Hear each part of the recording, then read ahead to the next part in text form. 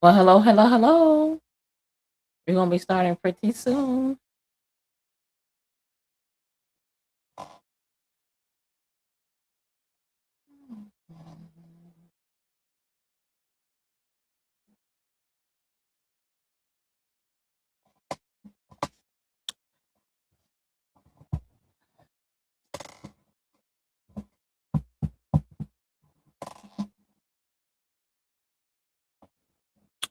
So, if as people come in and they join, um, this is called the regulation room.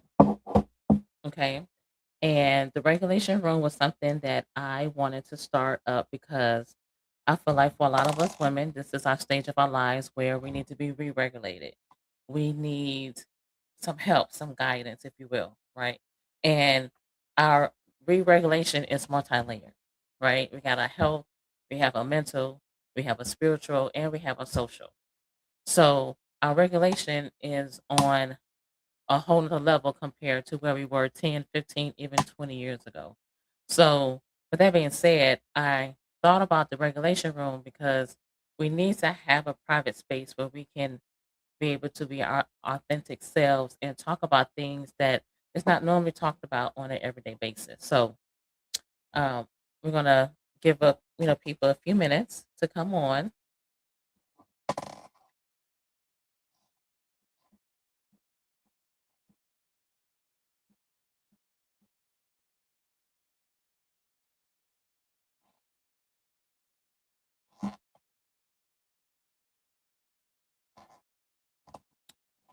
I wish I had some music to play. I'm gonna have to figure that out. We had an intro, but that was only 10 seconds. That's not long enough.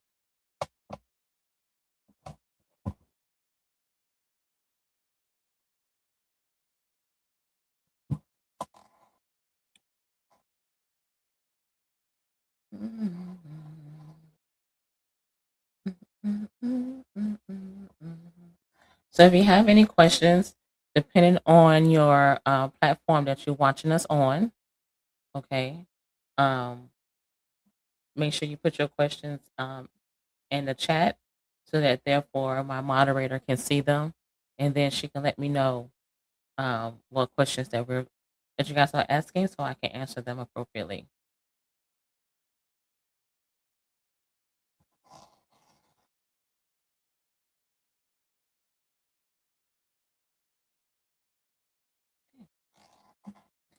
All right, so let's go ahead and get started.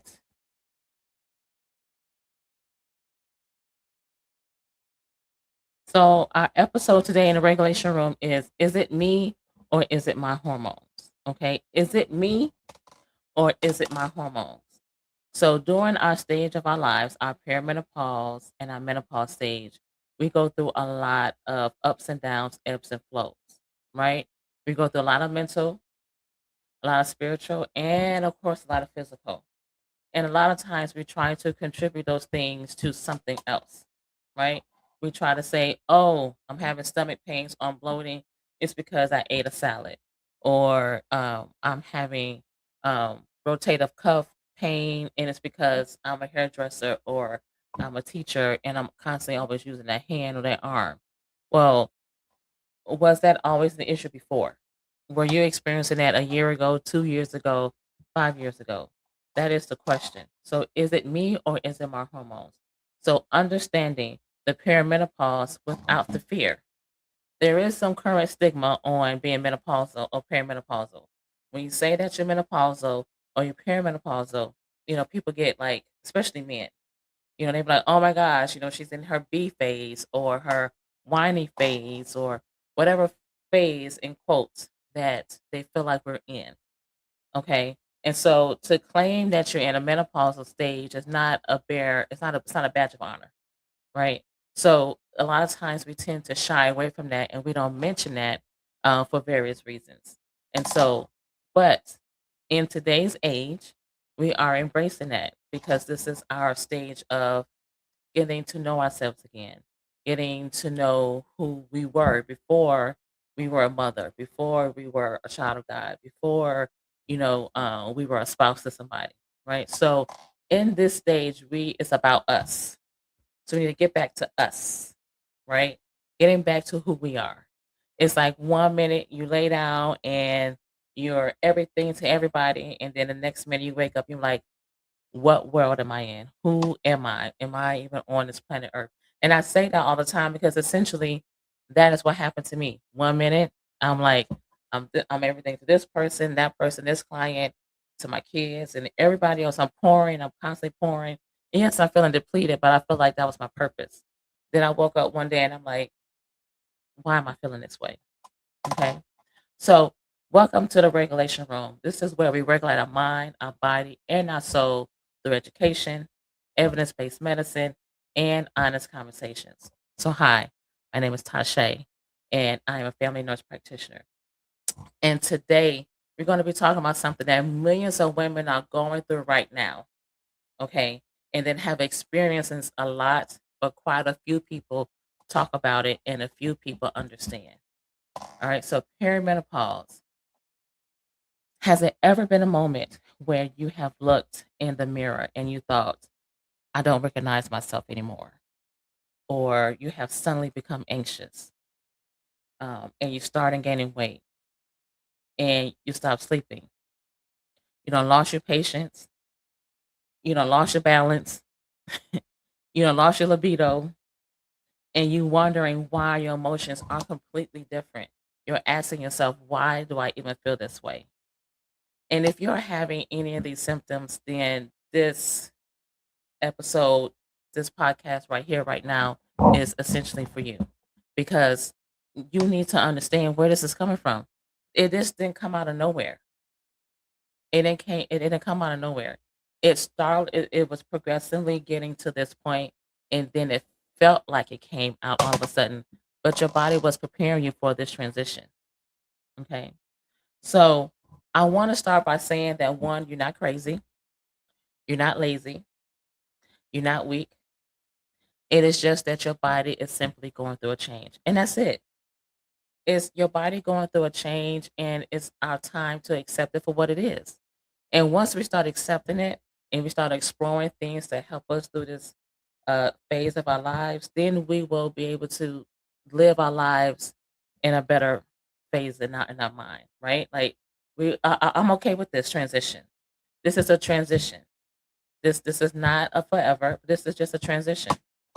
All right. So, as a family nurse practitioner, I've helped women go through the transition. I've had so many women come on my door because they want to lose weight and they're in their 40s and 50s and 60s, and they're not understanding how what used to work for them in the past does not work for them today.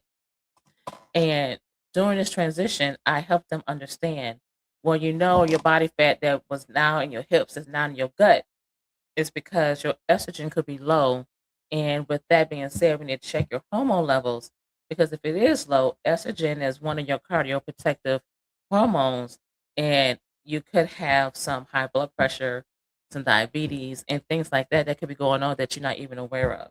So a lot of times there's background stuff going on that you're not aware of, and you simply coming in into my office to see me just to lose weight, and there's so much going on at once, and you have no idea. Or I have women that come in, just pop in my chair, and they just start crying all of a sudden. I'm like, okay, I didn't know this was a therapy session, right? I didn't know that I'm supposed to be here with a pen and paper, and you're crying, and it's okay, right? I make that safe place for us to be able to do that. And when I see us women coming through my door, and we do that, it helps remind me what my role is, and that is to help us get through this change. Because a lot of times women just come in just completely exhausted and depleted, and just simply just we are just tired, right? And then sometimes the tears just fall, and I let women know that it's okay to be in that present, in that I mean, to be present in that moment and how you feel. This is not the time because we want to be superwoman to everybody at home, at work, with our kids, with whoever we're in front of. But when do we ever let our guard down? When do we ever sit back and say, well, what about me? And right now in our lives, if your peace is not protected, then you're doing something wrong. If boundaries are not established or reestablished, then you're doing something wrong. because now is the time for us to take our lives back and get back to who we are. And so that's what my role has been for the past 6, 7 years, is to get us to that place. All right. So I have personally lived through this journey because I too have gone through the same thing. In the beginning, I didn't know what it was because I did not start my business wanting to help women through this change. Because I, just like you, I had no idea. Even though I'm a medical professional, perimenopause and menopause is about 2 pages in our training. We don't get trained in this extensively. So I tell my clients, don't be so upset with your medical provider, your PCP, when they don't have the capabilities to be able to wrap your arms around you. But like, it's okay, I understand, because we weren't trained to understand. We weren't trained to know what what signs to look out for. We weren't trained to know what hormones that we can do to help get through your brain fog, to help get through your insomnia, to even help get through your libido. We weren't really trained for that. We were told that estrogen is bad, testosterone is for men. That's it. And we have hot flashes and vaginal dryness, and we just got to get through it. So don't be surprised if you go through your primary or your physician or even a provider, and they be like, "It's okay," or "Your lab levels are fine. So right now we're not going to do anything," because that's how we were trained. So you have to get with somebody like myself or someone who does functional medicine to know that, hey, we had to get trained outside of our traditional training to know that this is even a thing for us to be able to help women go through. All right. So I am taking currently testosterone, right? I get testosterone pellets. Now, why did I choose testosterone outside of estrogen, outside of progesterone? I chose testosterone because I was the easiest go to, right? For me to be able to test the waters, if you will, to see whether or not if the hormones were going to be effective for me. And so with testosterone, you don't have to do a lot of lab monitoring like you have to do with estrogen. Um, and you just do a baseline, you get pellets, and then if you're experiencing any side effects, then you may do some periodic monitoring, and then you do your routine follow up with your lab work. The pellets is every 3 months, and just like anything else, it weans itself off to where you have to get it replenished every 3 to 4 months, if you will. So I know when it's time for me to get my re-up, is what I call it, right? So it has helped me so much. It's helped me with my arthritis. It has helped me with my low back pain. It has helped me even increase my libido, if you will. I never really had a problem with libido, but it definitely has helped on my libido. For some women, to help with vaginal dryness, definitely helps when it comes to not losing muscle mass, because that's one of the symptoms that we experience is muscle mass, and we'll get through that. We'll talk about that later.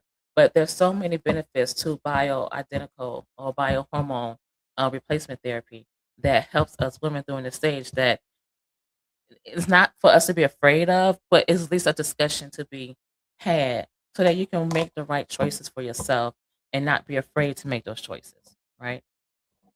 So let's talk about what is perimenopause. So perimenopause is a transition leading to menopause. And a lot of times women who's like 50, 55, they be like, "Oh, I'm in perimenopause." No, ma'am. No, ma'am. You probably in menopause, probably post, and you had no idea. So those symptoms that you just kind of like, oh, it's just another day. I just I didn't sleep well, or I ate something bad, or I just had a bad night with my spouse. No, it wasn't a one off. It was part of your perimenopausal symptoms that you just weren't aware of. All right. So uh, but menopause happens when you have been diagnosed with 12 months of non-bleeding, of non-menstrual period. And know that spotting is considered a period. So a lot of times they're like, "Oh, I spotted," so that doesn't count. That counts. That counts as one month. So therefore, if you went 6 months without a period or a menstrual cycle, and then you spotted for that one month, that 12 months have to start all over again. You don't skip. Okay, so it's 12 months without a menstrual period. And perimenopause can be years before the menopausal symptoms actually come. But during the perimenopausal stage, you'll have such a hormonal fluctuation, right? I have women say that, down near, pelvic sexual area, they can be very dry 1 minute, and then the next day they have to wear a pad because their their drainage is just that much. That's how much your hormones fluctuate. And I also tell women too, if you want to be as accurate as possible when it comes to getting lab work done, you want to get it done after your menstrual period. Don't get it right before you come on your period. Don't get your blood work right before. Wait till after, in a week after your last spotting, so that you can get the best optimal level versus just going whenever you feel like it. Because 1 minute your labs will exhibit perimenopausal symptoms or menopausal symptoms. The next day, um, your labs are just fine. So it all depends on the day. Okay, it all depends on the day. And by learning the symptoms, it helps you learn your body as well. You get to relearn that body. I don't know about you, but when you were like going through your puberty phase and you were learning about purity and saving your body for your husband or for that important person in your life, and he told you how to properly clean and how to use a tampon and how to use a pad and stuff, this is it. This is the next phase, right? So when it comes to this phase, learning the symptoms of what perimenopause and menopause looks like is just learning what we did in puberty. This is just another stage of our lives, okay? And the transition is not smooth. It's not smooth for anybody. I don't know no one person that enjoys going through this stage. All right. Um, Not to say I despise it, but I don't welcome it either, right? So I am okay going through it, but I'm not okay because before I used to do heavy lifting, right, with the barbells. Now I have to make sure that I took my beetroot and to make sure I put some icy hot on my knees if I ain't take my hormone therapy, and then make sure I take an ibuprofen after I'm done because my knees ain't giving what my knees used to be before. They're not mega knees, okay? They're Susie knees. Yes, Susie. Her name is Susie. There's a Susie knees and not Megan knees. So um you have to know what you're going through in order to be able to manage it. So your but with the transition, know that the transition is normal and know that feeling different is okay. And let's talk about the symptoms. Okay. So the symptoms normally start in book range. It can start as early as 35 and as late as 45, right? So you have that 10-year window where symptoms can begin. It all depends. And research has shown that it may have something to do when you first started your period. Some research said it doesn't make a difference. So that's why we have such a big age gap from 35 to 45 is when some of these symptoms first start. Okay. So, if you have brain fog, that's one of the main symptoms that we complain about as women. We would sit there and say, "Where did I put my keys?" Or, you're in a stage where your daughter is Kim, Keisha, and Lisa. They're all your children. Okay, you may be talking to Kim, but Kim is Keisha and Lisa too. All right, because all of a sudden they're everybody name. That's brain fog. So don't know where you put your keys, don't know where your phone at, and it's sitting right in front of you. A lot of times we'll have our phone in our hand and we'll say, where's my phone? It's in your hand. Okay. Or you're talking to somebody, and if you're a person like myself who uses a lot of words, I call it word salad, and you're talking, and I'm doing a speaking engagement, and my words that I normally use, they're not coming out as fluid as it once used to be. That's brain fog. Okay. You don't have dementia, okay? You're not going crazy. It's called brain fog. All right. The mood swings. The mood swings is a pendulum. It goes back and forth. 1 minute you're fine. The next minute you're on edge. You're on edge. The next second somebody may say one word that triggers you, and you want to go off. Somebody about to get it. If they say one more thing one more time, somebody about to have it. That's normal. You could be kicking with your friend girls, and then that one girlfriend would say that one trigger word, that one word, and you guys drinking wine, and you're all sitting in a yoga style, having a good time, and then all of a sudden everybody laughing, and then you over there in the corner crying, right? And sometimes you don't even know why. You have no idea why. You just know that somebody said something and it made you cry. All right. Anxiety is another one. Anxiety with the heart palpitations. What used to then bother you before bothers you now. Like, how many of us don't like going to the gas station at night? Safety reasons we shouldn't anyway, as women, right? But when we're in our 20s and 30s, my guess is I'm going to the gas station. You have no sense of safety. You don't care. But now you care, right? Because just the thought of you going on E and having to get gas at a gas station, you tend to normally go to gas stations where you know that you feel more comfortable at, right? You just don't go on this corner because it happened to be a gas station on this corner and that's where you go. You don't know the people in the gas, you don't know the people there. You don't know your surroundings. You don't know if you have to run somewhere where you're gonna go, right? The next thing, all of a sudden, your car putting and you need to go to the gas station. Next thing you know, your heart's palpitating. You have an anxiety. And that's typically a sign of perimenopause because it's anxiety that's in typical situations beforehand where you weren't feeling this way and all of a sudden you're feeling that way in that moment when you have experienced that before. So that's anxiety. Now with the depression comes with the mood swings, right? So you get depressed where you just don't feel like getting out of bed. Like you wake up, you hit the snooze button, and you still don't want to get up. And the only reason why you get up is because your son come in there and wake you up and say, "Ma, don't you gotta take me to school?" Yeah, I know, but I need to figure out a way to get out this bed. Well, you get out the bed the same way you got up there yesterday, but today I can't get out of bed. I can't get out of bed today. Today I can't get out. And I don't know how to get out this bed. That's signs of depression, right? It doesn't necessarily have to be you having crying spells or this, that, and the other. Depression is just a flat effect. You don't feel anything.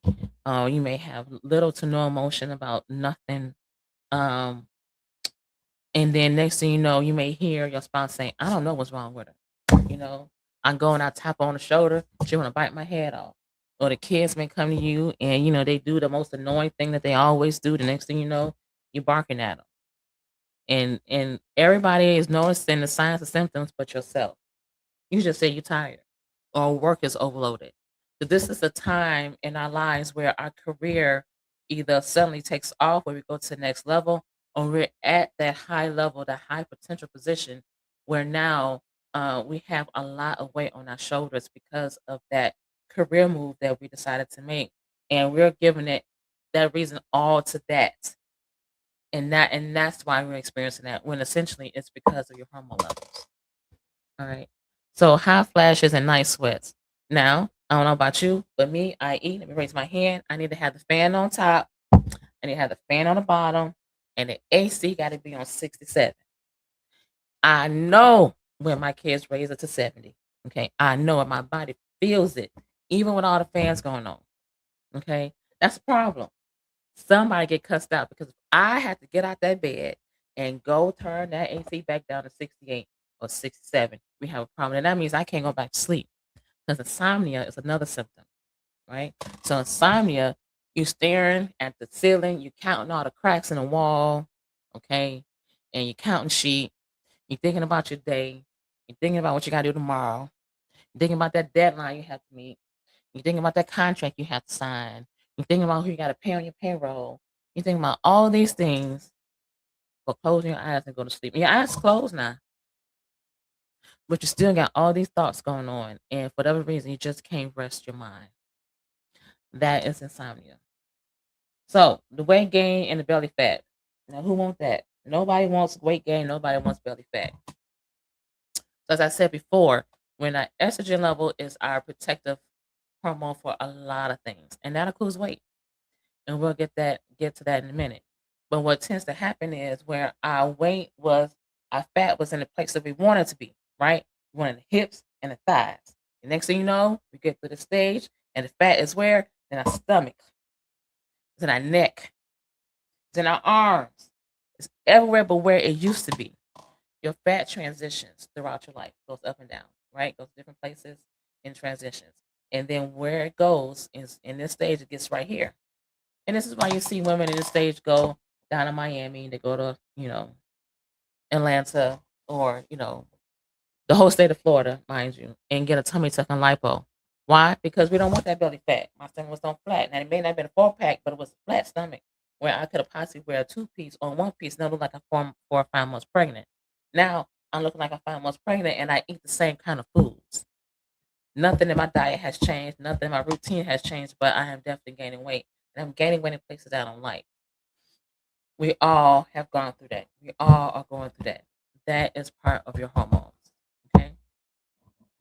The joint pain, the heart palpitations, the fatigue, and the irritability, those are all symptoms of perimenopause and menopause. Okay. So which of the symptoms surprise you the most? Or are you going through something that you never experienced before and you're like, what what is going on? Like you see these reels where 1 minute we look fine, right? And then next minute we have rollers on top of our head, our face is flush, you know what I'm saying? You got your robe on, you got a cigarette in your mouth, and you got a glass of wine, and you're looking like a mess, right? That's how we feel on the inside. We may look polished on the outside, but on the inside, that's how we feel. And when my women come in with their spouse, I love it. I take advantage of that because I want to remind them that this is a stage of our lives where we need the support the most. 'Cause even though you may not understand what we are going through, we still want you to be as supportive as much as you possibly can, right? Until we can get the questions answered. And that's what I'm here for. I'm here to help. All right. So when it comes to knowing what's really going on the inside, right? It's we have three major hormones. You have your estrogen, you have your progesterone, and you have your testosterone. Okay. I speak on estrogen a lot because estrogen is like the COO of the body, right? Your progesterone is like the CEO, the C, it's called the chief peace officer. It helps keep us calm, okay, when we don't go off the handle. And your testosterone is your chief motivational officer. That's what I call it. Okay, you have COO, you have your CPO, and then you have your CMO. Your progesterone is your chief peace officer. Your testosterone is your chief motivational officer. And why I label them that, we'll get to that. So, and so imagine, for example, right? You at work and somebody calls off unexpectedly, or somebody resigns. That business still operates, but it's not running as smoothly as it once did before that person called out, before that person resigned.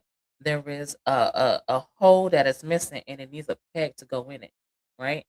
And so you're getting up every day and you're doing your normal routine that you normally do every day, but you just don't feel 100%. You don't feel the same. You're not the same person, right? That's how we still operate when we're at work, when someone calls in, when we're short staffed, or when you need to fill in that position. You still keep it business as usual. It just ain't going the way you like it to go. It's not flowing the way you want it to flow.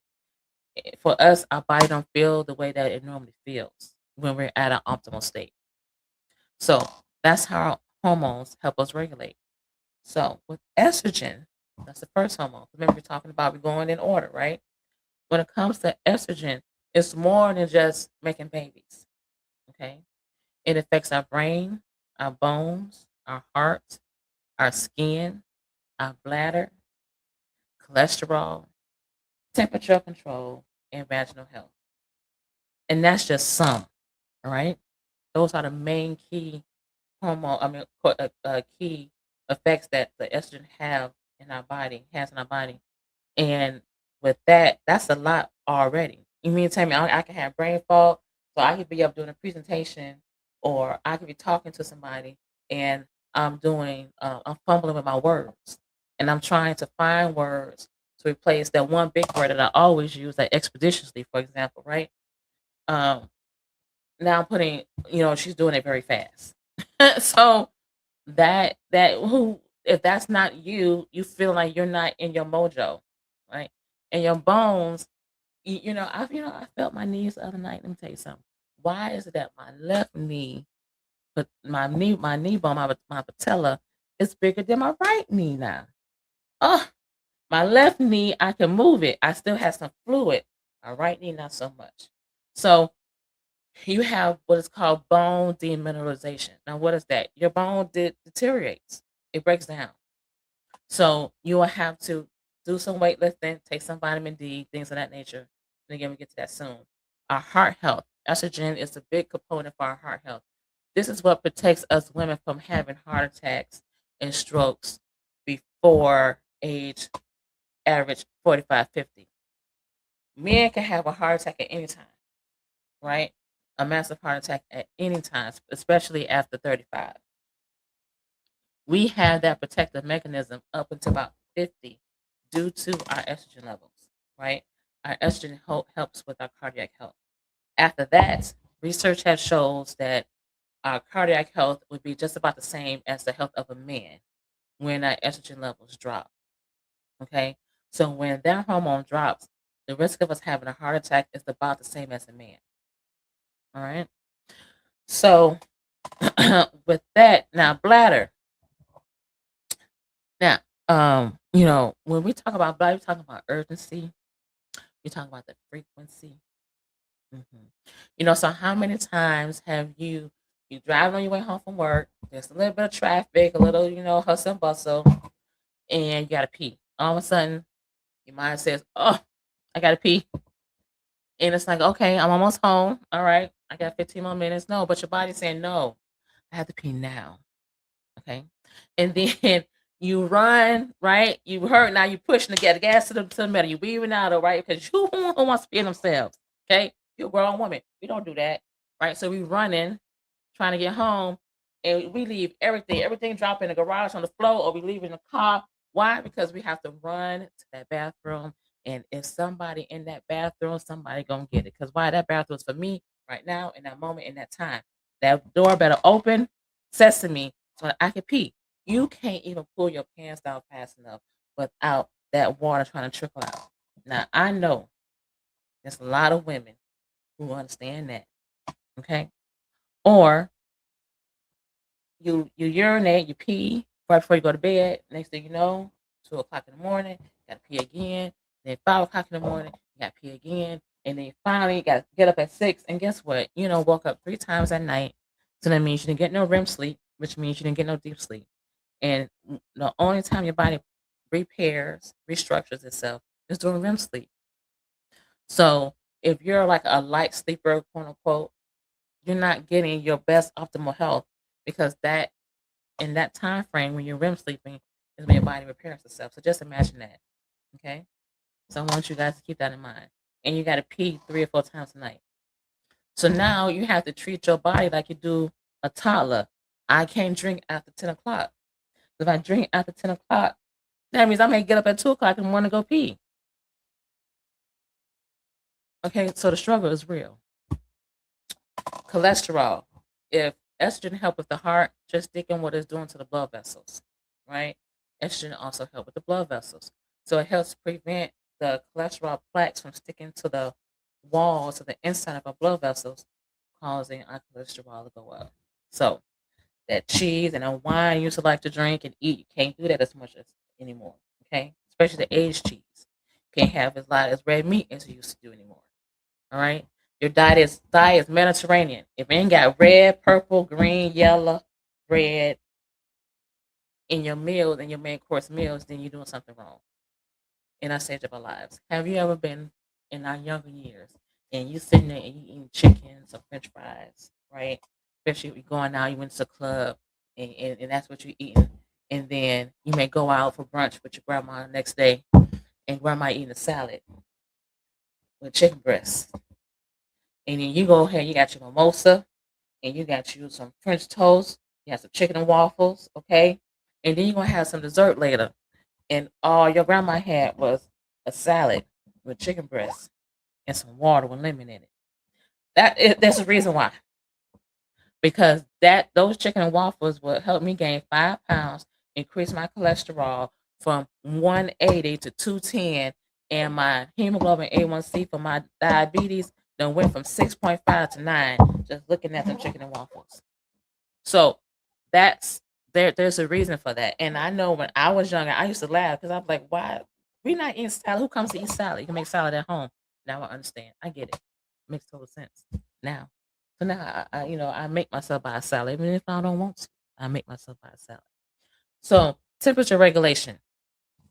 So have you ever laid next to your spouse if you have one, or if you had one, and they may say, "Oh my gosh, you're nothing but you're a hot box." You only can cuddle for 30 seconds because that 30 seconds, next thing you know, it's gonna be an inferno. Somebody gonna burn up, and it's gonna be your spouse because you're already hot, right? So you're already 100.5 internally, and you're exerting that heat on to your spouse. And he said, "This is cute, but I'm hot and I need to go to sleep."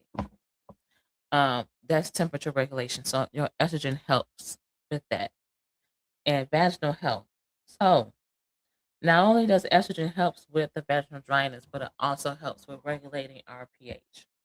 Our pH is what keeps our vaginal secretions the way it's supposed to be, and which is like a thin, clear, light, white, gray, however you want to call it. It's clear. If you are a very strong um, person that likes to know about your body, at this point of our lives, you should know what she looked like down there. A mirror should have been down there already. You should already know what she looks like. So you should know anatomically where everything is, right? So if you know where everything is anatomically, you should know if anything is shifting. Because our vaginal area, our labia gets flattened when our estrogen levels decreases. And on top of that, your discharge can change. So you should know what your discharge should look like. And if you don't know, you need to get to know. Because now it's time for you to guess what it should look like. And not only should you know what your vaginal secretion should look like, you should also know what it smells like. There should be no smell. And if there is a smell, you need to figure out what's wrong and what we can do. Because your vaginal wall, your uterus, and all that's a self cleansing organ. It cleans from the inside out. Okay. So if it's normally doing that every day and it has an odor down there or the vaginal secretion, it looks like a thick white discharge, that's not normal. And when your estrogen level changes, it can also change the pH, which can also change your discharge. And you got to do something about it. All right. All because it ain't itchy and all because it's not a thick, curvy discharge like yeast doesn't mean that your body's not going through that change and you need to know what that is. All right. So that's vaginal secretions and vaginal health. So why am I anxious? Why am I sweating? Why do I feel like a different person? Why suddenly I can't think? You're staring off into space and people are asking you to come back on Earth. Okay. And it's because your estrogen is fluctuating. All right. So again, don't beat yourself up. You're not going crazy. Don't let your man tell you that you're going crazy and need to belong in a crazy house. Because how many of us have experienced that? Okay. All right. It's another topic for another day. Progesterone is another hormone. Progesterone. So progesterone is a hormone where I say this is where your body kind of naturally like it breathes. It's your zen. It helps you to relax. Okay. So the progesterone for us women, it helps fluctuate. I mean, not fluctuate. It helps us sleep. It helps keep us calm. It helps keep our mood stable. It helps with our stress. It buffers the stress that we may experience from, let's say, our adrenal hormones. If you're going through like a deadline that you have to meet, or for me, medical, I have to close my charts within a certain time, otherwise I get penalized. That's high stress. So then my cortisol levels are up by my adrenals. So therefore, the progesterone supposed to help keep my adrenals at bay to prevent me from going haywire. Right. Right. So your but as it declines, that's when insomnia can kick in, your anxiety increases, your patience decrease. You have very little patience. It's a very thin line. Okay. Very thin line. And your stress feels amplified where something that you normally would do on an everyday basis suddenly somehow or another It just feels so overwhelming. And it's because of the low progesterone. Now, testosterone, this is the motivational hormone. Okay. It helps with our energy, motivation, our muscle strength, our confidence, our libido, and that helps with our mental clarity. Okay.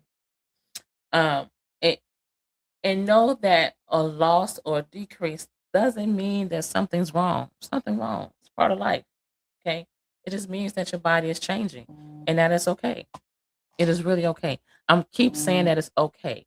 A lot of times we blame ourselves. We blame ourselves in failed relationships. We blame ourselves like kids do something or they go off, cancer from stuff that we may have directed their path on, right? You may have said something that you may want to take back, things like that. We need grace during this time period. Now, we don't need too much grace, but we need a little bit of grace. Extend that olive branch, okay? This is our time that we need to be camaraderie together. Say, girl, I understand. I know what you're feeling. Okay. Don't down that person because they're having a bad day. All right. So why sometimes we may go through these signs and symptoms and we put it off on something else.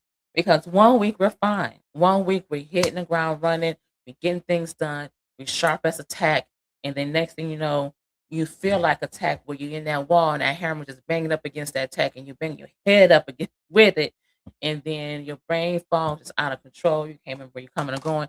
You be driving down that same road and you're like, where am I at right now? So when our hormones fluctuate that strongly, we always want to blame it on something else because it can happen all of a sudden. There's no gradual to say, "Hey, I'm feeling like this because of this." It could come on today and it could come off tomorrow when you're perimenopause stage.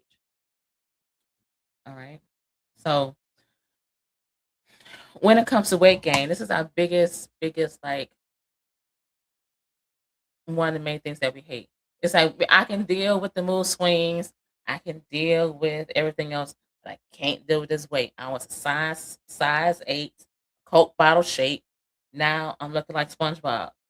We don't like that. We are vain people. We women are vain, and then there's no two ways about it. Okay, if you know that you tried your best to keep up with looking your best, and now all of a sudden you're not looking your best, and you're doing the same thing, um, that's because your hormonal changing.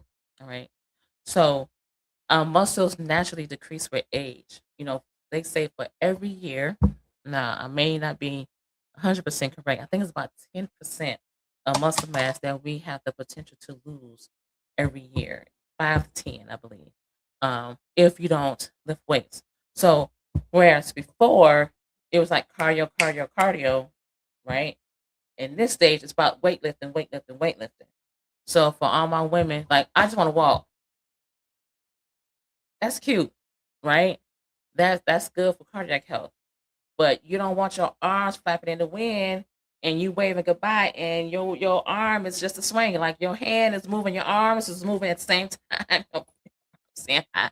Your arms are saying hi and bye along with your hand. We don't want that. Okay. So you have to lift weights.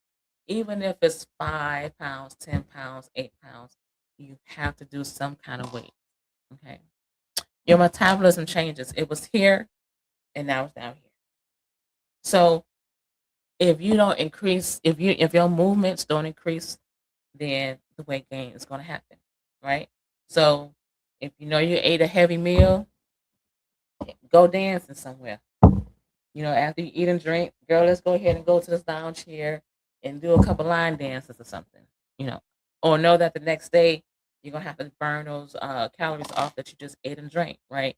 You have to have a work balance, like a work life, work out balance. You can't keep doing the same thing and expect the same outcome. It's not gonna happen. All right. So it's just some adjustments that we have to make. Our sleep disruption affects hunger hormones. Now, this is the part where it gets to a lot of us women, right? They'll say, "I have the worst sugar cravings ever," right? Ever the worst sugar cravings. Um, I'm not a sweet person. My sweets come from my mixed cocktail. Okay. Now I got to have some sweet tarts, some nerds, a snicker here and there. If I'm coming on my period, got to have a snicker. And then I have to have salty. So I have to have my salt, plain potato chips, and then a glass of water. I don't have to have no juice. Right. But sometimes I may want ice cream and cookies too. And guess what time we want that? It ain't in a normal time. It ain't like for lunch or you may have it after dinner. No, it comes on after 9 o'clock. So a lot of us, I'm not excluded. We have a cabinet or we have a drawer full of candy. And don't let it be no gummy bears on sale at Publix, but I want to get one free. I'm buying some gummy bears. I'm gonna put it in my favorite spirit. Okay. And then I'm gonna eat my gummy bear as a treat after I'm done drinking my spirit. Now I'm trying to be better control with that, right? With taking the pellets, which has definitely helped. But yeah, yeah. You with there a lot of us say that and that doesn't help with our weight, right? We get gain weight from all that sugar. And it's just part of just part of transition. It's just that's just what it is. Um so you have that. All right. And don't allow stress to be part of it too. So, um, so I spoke about cortisol, right? So cortisol is good when you are in the moment of high stress. It is not good for that cortisol to stay elevated because cortisol can be a byproduct of fat at the end of the day, and it doesn't help. The weight gain happens, right? So they say to try to de-stress as much as possible. If you reach that high level of stress, what ways or what can you do to bring that stress level down? If you stay here, then your cortisol level is going to be up here right along with you. And people don't understand that steroid is an emergency flight or fleet type of situation. It's not a normal everyday. And the byproduct of that is fat. So that's why when people say, "Oh, I don't like taking that prednisone," or if I have asthma, I don't like taking that prednisone because I gained 10 to 15 pounds. Prednisone is an adrenal corticosteroid. Okay. So when you take prednisone, of course you're gonna feel hungry. That's a side effect. So you gain weight. And you have the puffy moon face and things of that nature. And you have the belly fat because of the steroid. I think the one main example, and I'm going off kilter here, that that you can look at her from a medical standpoint and know that she was on steroids is Mooney Long. So Mooney Long was a nice, slim, skinny woman, nice petite. She's a singer, R&B singer if you don't know. Muni Long, Muni, right? She needed a lung transplant, a double lung transplant at that, not just one, but two. Her face is now round. And she had gained a lot of weight. And people had so much to say. But if you know that just 3 months ago, she was a buck 05, and now she's 215, I mean, common sense, 1 plus 1 equals 2. There's no way that she have could have gained that much weight in that short amount of time and in a proportion, especially in her face, and not something medically be wrong. I just sometimes we so quick to down another person, especially another woman, to make ourselves feel good. My heart breaks for us because we do that to each other all the time. She's a perfect example of what steroids can do. Okay, Google her, you'll find out what I'm talking about. All right, so why? Because I'm just trying to wrap this up. Why do we as women feel dismissed? We say, oh, it's just stress or you get old, your labs look normal. Um, because sometimes that these explanations can be correct or accurate, and your hormone levels can give you that facade, but inside you're not feeling this way. And so many women, I'm in quite a few perimenopausal groups, and I see so many women write. I went to my doctor and I told my doctor I feel like A, B, C, X, Y, and Z, and they said that my hormones are fine, but I feel like crap. So, what we as providers have been trained to do is trained by what we see in numbers. If your numbers show this, then you're having this going on. If your numbers show that, you have that going on. So if your hormone levels look normal, was within range, us in our traditional train of thinking, it's you're fine. It's all here in your head. And that's when the crazy component comes in. Because you go to the doctor because you feel like something is wrong, your labs look normal, and they say it's mental. Then you go home, your spouse or your husband saying, well, what did the doctor say? My labs look normal. Then he add a crazy label on top of it because the doctor said you have the mental health on top of it. Then you take on that crazy label and say, well, maybe I am going crazy. Girl, ain't nothing crazy about you. Not one darn thing. Ain't nothing crazy. You're just not being listened to. Okay. You're not being listened to. And a lot of times, even if your estrogen and progesterone are normal, we can give you testosterone to help combat majority of those symptoms that you're experiencing and not even touch those other two hormones if they're just normal. Because with testosterone, we have quite a bit, little bit more wiggle room of what we can give you to get you back to functioning close to 100%. With estrogen and progesterone, it requires close monitoring. All right. So, really quickly, let's talk about treatment options.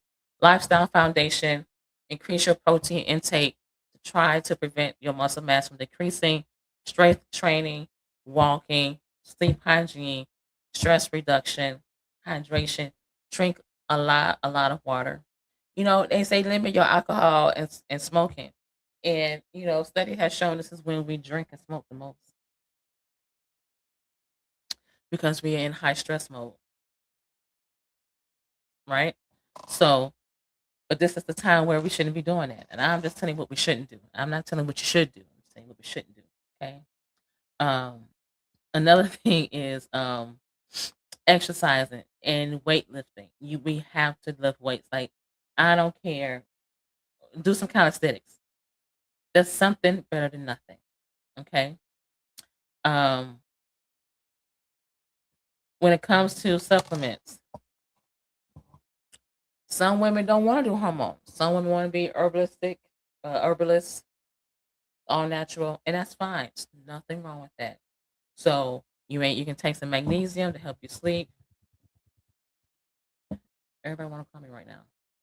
You can take magnesium to help you sleep, and you can take beetroot for cardiac, for GI, as well as arthritis, right? Um, you can also take pumpkin seed pills to help with your bladder frequency. What's another one that I take? I take vitamin D. I take vitamin D injections. I don't do the pills because they tend to take a little bit longer, especially if you work inside and you don't work outside, which 90% of women work inside the building, not outside. So we don't get our vitamin D from the sun. So we can be in our 20s and 30s and have low vitamin D. You can take creatine powder. Fiber intake, increase the fiber intake is essential because one of the symptoms is bloating and constipation. You have IBS constipation, and you have to drink a lot of water, or you have to take in a lot of fiber. All right. Black cohosh, it helps some women with hot flashes. Ashwagandha, we see that a lot now in gummies. I always tell my women 1,300 milligrams is like the gold standard if you want to feel the effects from the herbal supplement. But before you take any of these supplements, they may interact with your medications that you're currently taking. So you want to ask your medical provider if it's okay to take. All right. Hormone therapy. You have your creams, your gels, your patches, your pills. Vaginal estrogen. What is that? It's cream that you put like a little dot on your finger and you put it down your vaginal walls. That's always good. And then you have your injections and you have pellets. Um, I myself chose pellets because one, testosterone is delicate in the sense of how much a woman should take, right? Because you could have the side effects of growing hair in places that you don't like. You can have hair growing your chest. You can have facial hair. You can have hair and everywhere else, but on top of your head. You would think that you would grow hair up here. No. What happens is that you grow hair everywhere, and then your hair thins at the crown.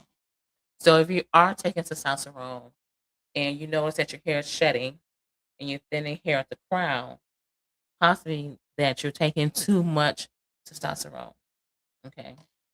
But I know that with my cognizance of trying to be consistent with my treatment, me taking a cream or me doing injections, it was just not optimal for me. But I know women who know just the right amount of testosterone to inject themselves once a week.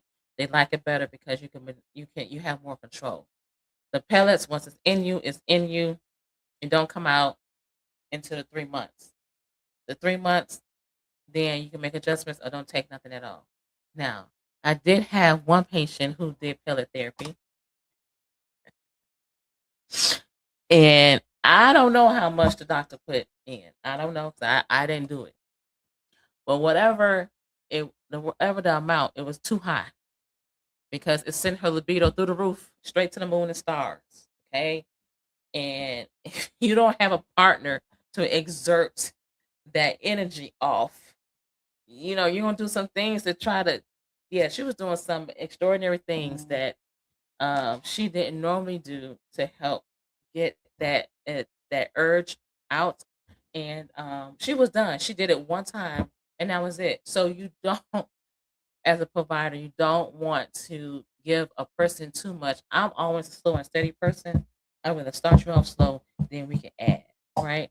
So I don't want you to get too scared to where I give you something, especially they want to call it controversial, right? And then it's too much, and you ain't, I'm never going back. I ain't never going back to take that again. So you got to be careful with that, right? But for me, I knew how much I needed because I'm a medical provider and I do hormone therapy for my patients. So I knew how much that I wanted to take with my OBGYN due to my situation at the time.